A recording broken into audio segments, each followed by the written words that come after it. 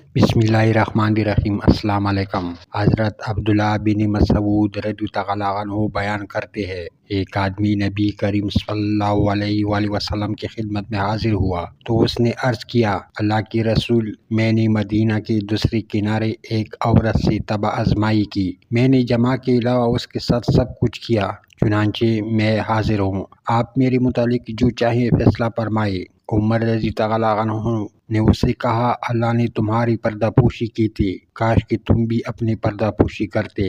راوی بیان کرتے ہیں، نبی صلی اللہ علیہ وسلم نے اس سے کوئی جواب نہ دیا اور وہ آدمی کھڑا ہوا اور چلا گیا۔ چنانچہ نبی صلی اللہ علیہ وآلہ وسلم نے کسی آدمی کو اس کے پیچھے بھیجا تو اسے بلا کر یہ آیات سنائی، دن کے دونوں اطراف اور رات کے چند ساعتوں میں نماز پڑھا کرے، یقیناً نیکیاں برائیوں کو دور کر دیتے ہیں اور یہ نصیحت قبول کرنے والے کے لیے نصیحت ہے۔ حاضرین میں سے کسی نے عرض کیا، اللہ کے نبی، یہ اس کے لیے خاص ہے؟ تو آپ نے فرمایا، نہیں بلکہ تمام لوگوں کے لیے ہے۔